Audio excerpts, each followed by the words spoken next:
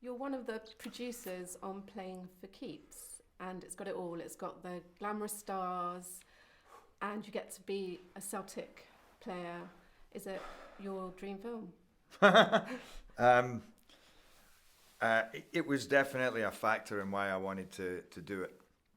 Originally, it was a baseball movie, and we thought, you know what, here's a great chance to make this about football, and for me to pretend to have been a Celtic player and a Liverpool player, but also the wider idea of the story of this man moving to a town. He's been he's been a big superstar, and now he's coaching little league football, and he's being chased by all these women, all the bored housewives and single mothers, and there was a lot of different things in there that made it a kind of very tasty idea to get involved with. Plus the fact that we could get Uma Thurman and Catherine Zeta-Jones and Jessica Biel, a great cast in there that just made it all worth it. And you have really glamorous co-stars in it.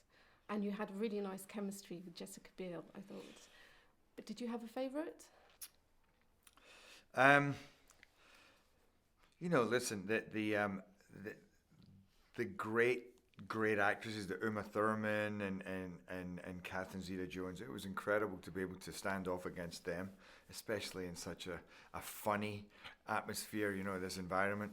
But Jessica's who I did my main scenes with, who I had the love story with, and I just felt that what we got out of our scenes, we got so much there, whether it was angst or pain or flirtation or regret or fun. There was a lot of stuff going on in our scenes. I thought she gave such a tremendous. It's the best performance I've ever seen her give. But my favorite was my son. Definitely, little Noah. And your scenes with him are really heartwarming and at times quite difficult, I thought, and that came across very well. Could you draw on any personal experience for your relationship with him? Well, I don't have kids of my own, but I was a boy who grew up, I had an interesting relationship with my own father that's left me full with a lot of stuff boiling away. A father who wasn't really there. And I play a father who hasn't really been there for his boy, who's now trying to be. So yeah, I felt like I had a lot of stuff to draw upon. And then there's also the things that you know what a good father should be. You know what a bad father is. So there's a truth in that. It's in the script when you're playing it. You know where you've let your boy down. You know where you can see him looking through his eyes at you as a hero, and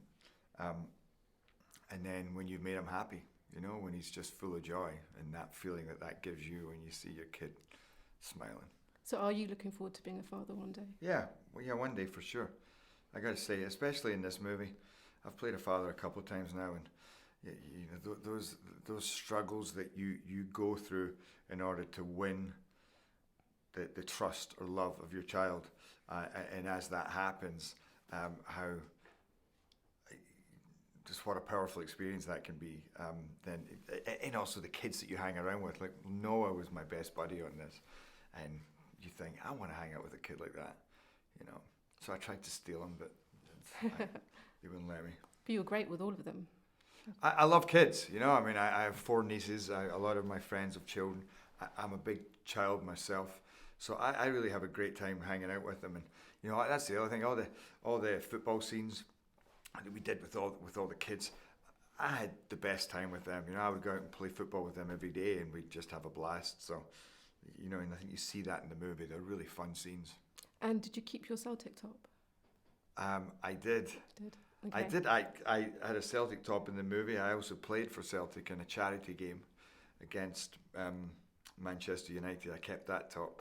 I keep every Celtic top I get. And so professional footballers get to a stage where they have to give up playing football. Uh-huh. If you had to give up acting, what would you do? Probably become a professional footballer. Okay. No, I don't know. Do you know what?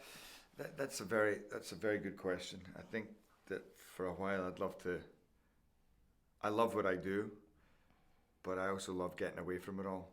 And I think if I was to give it up, I would spend a while just going and seeing the world, just chilling, going in the middle of nowhere and relaxing, because I love that. You appreciate that all the more when you do this. You're filming, you're around a lot of people, you do press, you're around a lot of people, you do premieres. It's all fun, but you need to balance that out, with something else. And so I often think if I was to retire, then I would disappear somewhere for a bit.